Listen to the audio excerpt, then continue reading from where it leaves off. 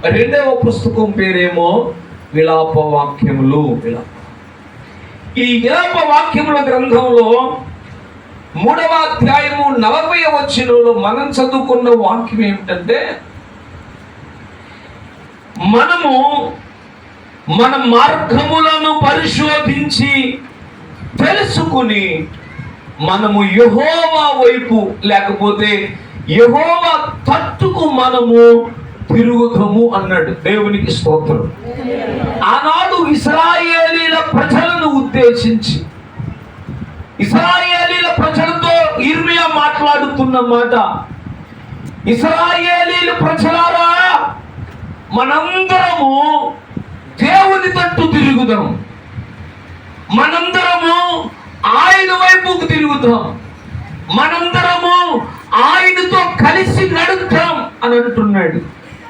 ఆనాడు ఇశ్రాయేలీలను ఉద్దేశించి ఇర్మియా ఎందుకు మనము ఆయన వైపుకు తిరగాలి అని అంటున్నాడంటే, ప్రజలు దేవుని వైపుకు తిరిగే వారిగా లేరు, దేవుని తట్టు తిరిగే వారిగా లేరు.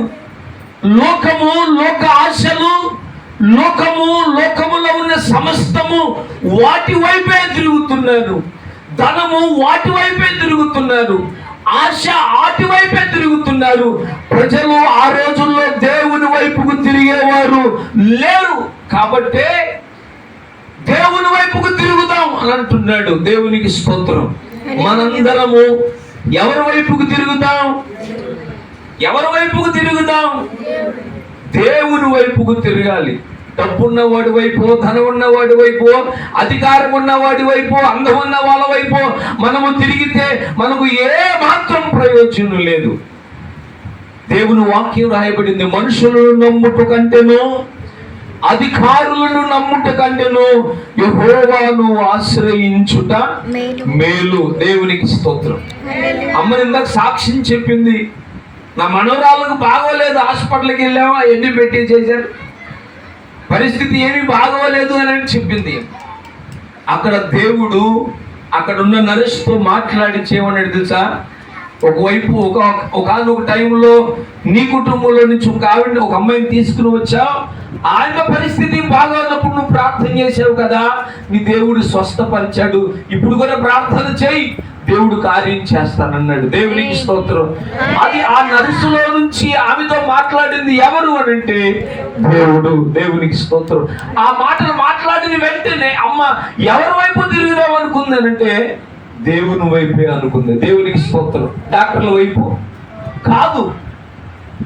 కొన్నిసార్లు డాక్టర్లు కూడా ఏం చేస్తారంటే మా వల్ల కాదని చేతులు ఎత్తేస్తారు, కానీ దేవుడు ఎత్తేస్తాడా? అక్క దేవుడు ఎత్తితే స్తోత్రమేగా. పరిస్థితులు ఏదైనా, పరిస్థితులు అనుకూలంగా ఉన్నా అనుకూలం లేకపోయినా, నీకు ఉన్నా లేకపోయినా, తిన్నా తినకపోయినా, నువ్వు మాత్రము ఎవరి వైపు తిరగాలి అనంటే మనం దేవుని వైపుకి తిరగాలి. దేవునికి స్తోత్రం. ఆయన వైపే తిరిగితే ఆయన వైపు నుంచే మనకు సహాయం. దేవునికి స్తోత్రం. హల్లెలూయా. ఇశ్రాయేలీయుల ప్రజలతో ఏమంటున్నాడంటే, ఇశ్రాయేలీయుల ప్రజలారా, మీరందరూ దేవుని వైపుకు తిరగండి. ఆ మాటకు అర్థం ఎందుకంటే, ఆ మాట ఏంటంటే ఇశ్రాయేలు ప్రజలందరూ కూడా పాపం వైపుకు తిరిగి ఉన్నారు. ఇశ్రాయేలీయులు తన ఇష్టానుసారంగా ప్రవర్తిస్తున్నారు. ఇశ్రాయేలీయులు దేవుని విడిచి తిరుగుతున్నారు.